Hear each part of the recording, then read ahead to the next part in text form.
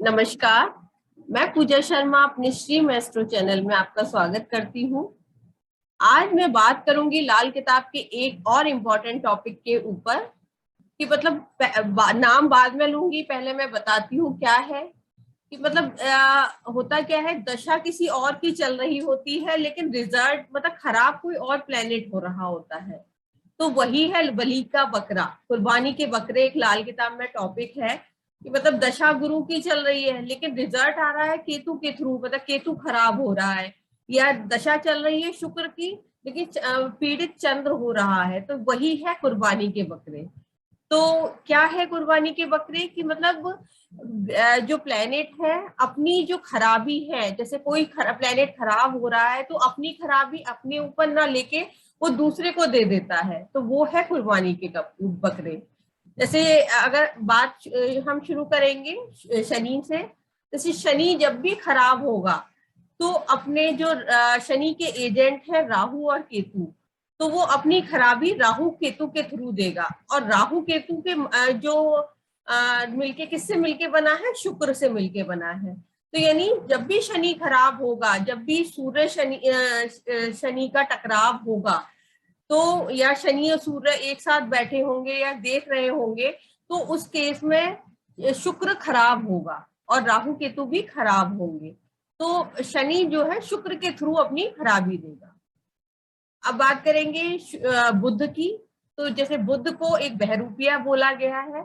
बुध ने दोस्ती तो शुक्र से कर रखी है, लेकिन जब भी उस पर कोई भी मुसीबत आती है बुध पर, तो वो अपनी खराबी जो भी परेशानियां हैं सारी शुक्र पे दे देता है, मतलब शुक्र खराब हो जाता है। आप इस तरह से समझ सकते हैं, जैसे एक घर में जैसे शादी होती है तो बुध को हम ननद बोल सकते हैं, सिस्टर इन लॉ, और शुक्र को भाभी।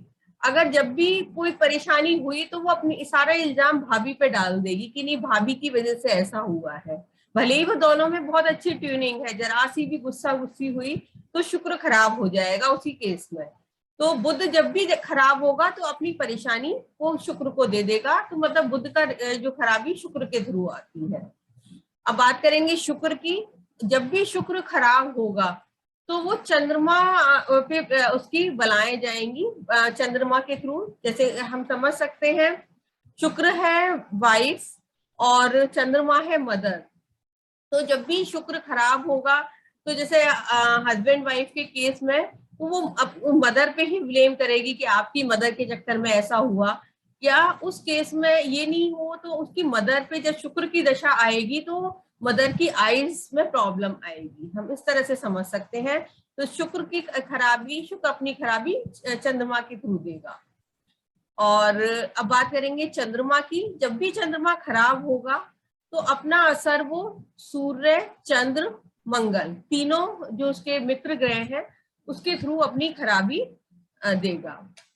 अब जो है, अब बात करेंगे मंगल की।